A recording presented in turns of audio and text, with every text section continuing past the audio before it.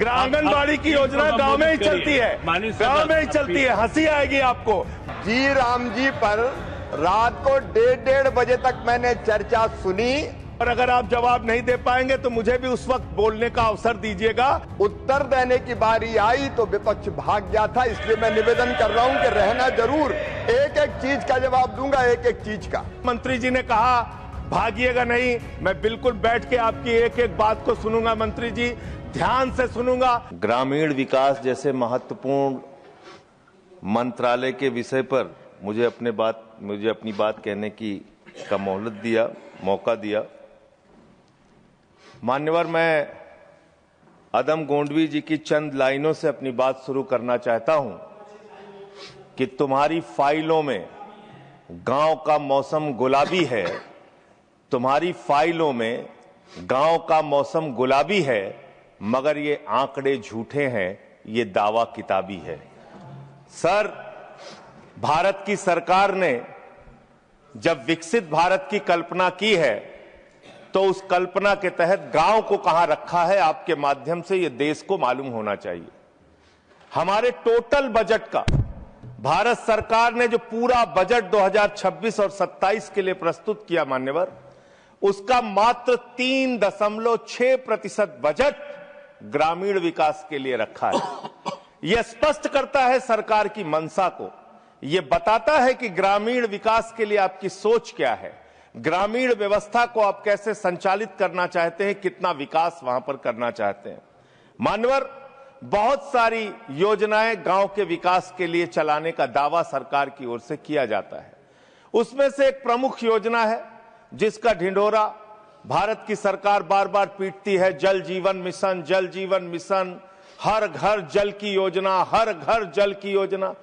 वो जल जीवन मिशन क्या है मान्यवर, जिसके ऊपर आप लाखों करोड़ रुपए अब तक खर्च कर चुके हैं। गांव गांव में पाइप से पानी पहुंचाने के नाम पे लोगों से आप पैसा लेंगे, वहां की जनता को मीटर लगा के पैसे की वसूली करेंगे, जो व्यवस्था पहले नहीं थी। उसके बाद आपने गांव गांव में सड़कों की खुदाई कर दी। जो ग्रामीण व्यवस्था के अंदर जिला पंचायत से सड़क बनी थी, ग्राम सभा से सड़क बनी थी, जो गांव के विकास के लिए पैसा लगा था, उसको जल जीवन मिशन के तहत सड़कें खोद के, गांव के रास्ते खोद के उसको बर्बाद करने का काम किया गया। तो जल जीवन मिशन जन जीवन को अस्त व्यस्त कर रहा है। एक तो ये उस मिशन की खासियत है जो सरकार को सोचना और जानना चाहिए। दूसरी बात मान्यवर, मेरा तो कहना छोड़ दीजिए, भारतीय जनता पार्टी के एक विधायक है ब्रजेश राजपूत जी, उन्होंने उत्तर प्रदेश के सरकार के मंत्री का घेराव किया। मान्यवर, अरे मान्यवर, देश का सबसे बड़ा राज्य है, उसी राज्य से आप भी आते हैं, हम भी आते हैं, उसी राज्य से आप भी आते हैं, हम भी आते हैं। तो अगर एक भ्रष्टाचार के मामले में कोई जानकारी आपके माध्यम से मैं दे रहा हूं तो जानना चाहिए मान्यवर आपको। मान्यवर, रूरल डेवलपमेंट के नाम पे इस जल जीवन मिशन में गांव गांव में टंकियां बनाई गई। उन पानी की टंकियों की हालत जाकर देखिए। वो पानी की टंकियां उद्घाटन से पहले उजड़ जाती हैं, उद्घाटन से पहले उखड़ जाती हैं, टूट जाती हैं, गिर जाती हैं। 5-5, 10-10 करोड़ की टंकियां, पाइपलाइन जो है वो टूट जाती है। तो मैंने तो इसका मामला अब सबसे पहले उठाया था, तब सरकार ने हमारी बात नहीं सुनी, कई मुकदमे मेरे ऊपर उल्टा करा दिया। लेकिन इनके एक विधायक ने मान्यवर अपने ही मंत्री का घेराव कर लिया, ब्रजेश राजपूत जी ने, और बीजेपी के विधायक ने कहा कि इस योजना में जबरदस्त भ्रष्टाचार है। इसलिए ये योजना भ्रष्टाचार की भेंट चढ़ चुकी है। दूसरी बात आते हैं, आपने गांव के अंदर जो तमाम और स्कीम शुरू की और उसकी हकीकत क्या है, कितना बजट निर्धारित किया, कितना खर्च किया। आपने मान्यवर मनरेगा के तहत 25-26 में 86,000 करोड़ रुपए निर्धारित किया था बजट में, और इस बार 26-27 में आपने 88,000 करोड़ रुपए मनरेगा के लिए निर्धारित किया। जब आपने 86,000 करोड़ रुपए निर्धारित किया तो आपकी गारंटी थी 100 दिन की। जब आपने 88,000 करोड़ रुपए निर्धारित किया तो आपकी गारंटी है 125 दिन की, और आप कह रहे हैं हम 60% भागीदारी करेंगे। पिछले कई वर्षों से, जब से प्रधानमंत्री नरेंद्र मोदी जी बने हैं इस देश के और जब से भारतीय जनता पार्टी की सरकार है, मनरेगा की स्कीम में इस सदन के अंदर मैं पूरे जिम्मेदारी से बोलना चाहता हूं, एक भी साल में 50 दिन से ज्यादा आपने रोजगार नहीं दिया।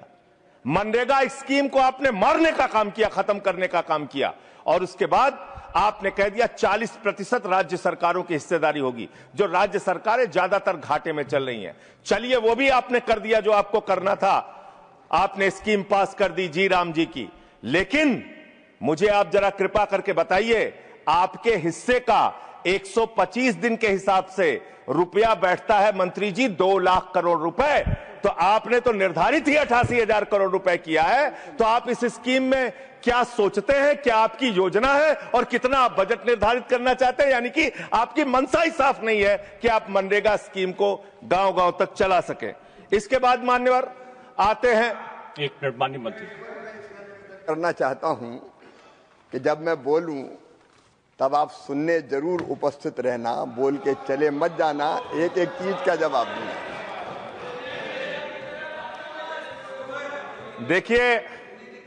देखिए मान्यवर, भगौड़ा इस समय कौन है पूरा देश जान रहा है। भगौड़ों के बारे में मत कहिए। देश का प्रधानमंत्री गैस के संकट के इस समय में किस गुफा में छुपा हुआ है, पहले उसको निकाल के लाइए। आप पहले उसको निकाल के लाइए। प्रधानमंत्री किस गुफा में छुपे हुए हैं? प्रधानमंत्री के बारे में आप हमारे ऊपर टिप्पणी कर रहे हैं, का प्रयोग नहीं करेंगे। आप हमारे ऊपर टिप्पणी कर रहे हैं, ये आप हमारे ऊपर टिप्पणी कर रहे हैं। पूरा देश गैस की लाइनों में खड़ा है, यहाँ पर प्रधानमंत्री गुफा में छिपे हुए हैं। प्रधानमंत्री को निकाल के लाइए, प्रधानमंत्री को निकाल के लाइए। मुद्दों पे बात नहीं करेंगे। इस्तेमाल किया है, ये शब्द ठीक नहीं है। अरे मान्यवर, आप मेरा समय जा रहा है। मान्यवर महोदय, मान्यवर मेरा समय जा रहा है, कृपया करके समय। जी राम जी ने आपको जी राम जी पर रात को 1:30 बजे तक मैंने चर्चा सुनी, और जब उत्तर देने की बारी आई तो विपक्ष भाग गया था। इसलिए मैं निवेदन कर रहा हूं कि रहना जरूर, एक एक चीज का जवाब दूंगा, एक एक चीज का। दूसरी चीज है, जो भगोड़ा शब्द है उसको उसमें शामिल नहीं करेंगे। जी मान्यवर, बात करते हैं ग्रामीण विकास की। आप बात कर रहे हैं, उज्ज्वला स्कीम के तहत 8 से 10 करोड़ सिलेंडर गांव में आपने बांटे हैं, और 10 से 11 करोड़ सिलेंडर के कनेक्शन लोगों ने अपने आप से लिए हैं। 21 करोड़ सिलेंडर के कनेक्शन गांवों में हैं। मैं आपके माध्यम से इस सरकार से पूछना चाहता हूं, मध्य एशिया के अंदर जो युद्ध चल रहा है इजराइल और अमेरिका और ईरान के बीच में, आप क्यों इजराइल की चमचागिरी में खड़े हो गए, जिसके कारण से हिंदुस्तान को आज गैस का संकट भुगतना पड़ रहा है। पूरा देश लाइन में खड़ा है, गांव लाइन में खड़ा है, शहर लाइन में खड़ा है, एक एक इलाका लाइन में खड़ा है। होटल बंद हो रहे हैं मान्यवर, मोरवी के अंदर गुजरात में टाइल्स की फैक्ट्रियां बंद हो रही है मान्यवर। आपने क्या हालत की है। आप राज्यों के साथ न्याय नहीं करते, आप ग्रामीण व्यवस्था के साथ न्याय नहीं करते। आपने बनारस के अंदर 4200 एकड़ जमीन वहां के किसानों की जबरन कब्जा की।